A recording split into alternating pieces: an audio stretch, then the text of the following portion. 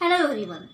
In this video we are going to learn the 12th chapter of grammar and the name of the chapter is, are, am, and for that open page number 54 of your textbook. Okay, now let us start. Hi there, my name is GT.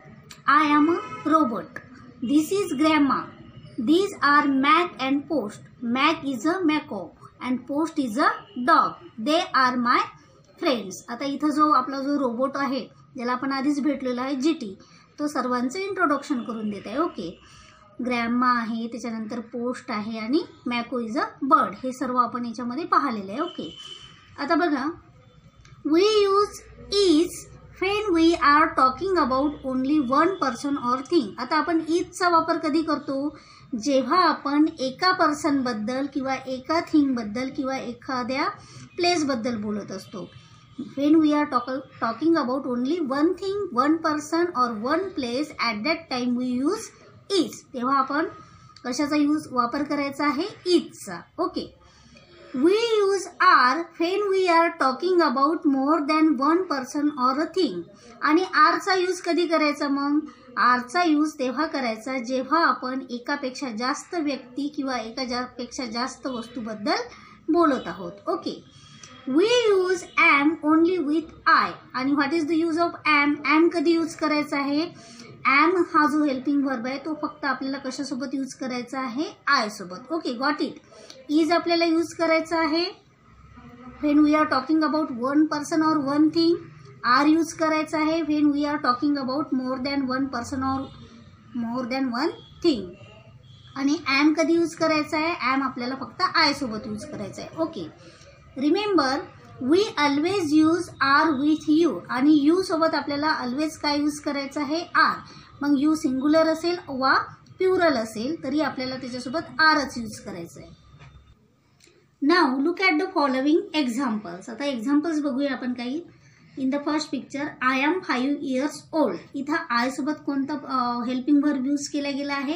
M. Okay, you are 7 years old. इथं you सोबत कोणता helping verb घेतलेला आहे? R.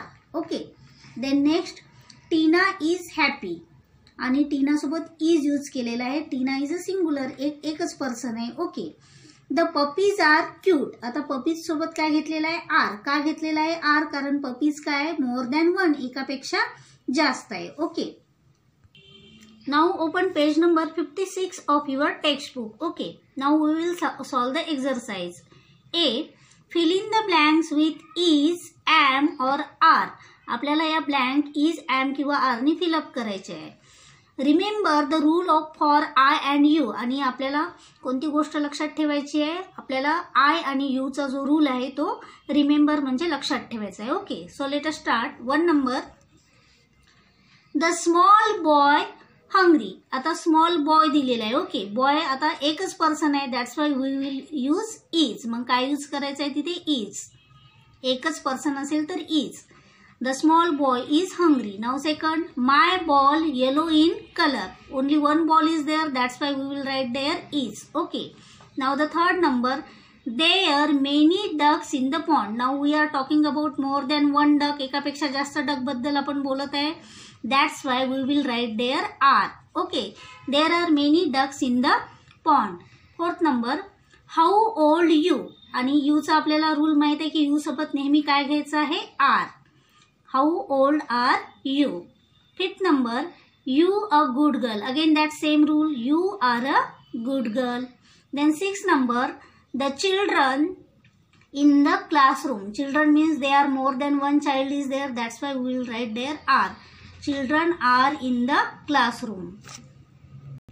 7 number, today a holiday. Today is a holiday. Today means only we are talking about one day. The cows in the field. Cows means more than one cows are there. That's why we will write there are. My father a doctor. Father, one person is there. That's why we will write is. Okay. Now the 10th one, Vijay not at home. Vijay, one person is only there, that's why we will write the is. In this way you have to complete these remaining 5 sentences in your textbook. This is your homework. Just remember the rule for I and you. Okay. Open page number 57 of your textbook. Exercise B. Put tick for the correct statement and cross for the wrong one. See first number. My grandfather are very good storyteller. This is a wrong sentence. का wrong आहे? कारण इथं is पाहिजे होता. Okay. Second number. Garima is tired after walking back from the school. It is the correct sentence. So tick there. Third number. I ate a sandwich but I is still hungry. This is a wrong one कारण ईचच्या जागी तिथं काय पाहिजे होता? am पाहिजे होता. Okay. Fourth number. You is taller than your brother. This is a wrong one. Why this is wrong? Because here should be you नंतर नेहमी आपल्याला काय यूज करायचं आहे? are यूज करायचं आहे. In this way you have to complete the remaining 4 sentences. Okay. That is your homework. Now come to the question number C. Circle the right option for each sentence. आपल्याला काय करायचं आहे? Right ऑप्शनला circle करायचं आहे. First number. I a student of saint Teresa school. Now I after काय use करायचं आहे आपल्याला? M. So circle the M like this. Second. That man the principal of my school. आता only one man is there, that's why we will circle the is. All my toys in my room. Toys is a plural, that's why we will circle the R. Okay. Fourth number. I not good at playing chess but I a very good singer. We are talking about I बद्दल बोलत आहे, त्याच्यामुळे आपल्याला कोणतं helping verb circle करायचं आहे? am. अशा प्रकारे तुम्हाला राहिलेले जे 4 सेंटेन्सेस आहे ते सुद्धा काय करायचे आहे? कंप्लीट करायचे आहे. This is your homework. So complete all this homework in your text book, page number 56 and 56. Okay then, bye.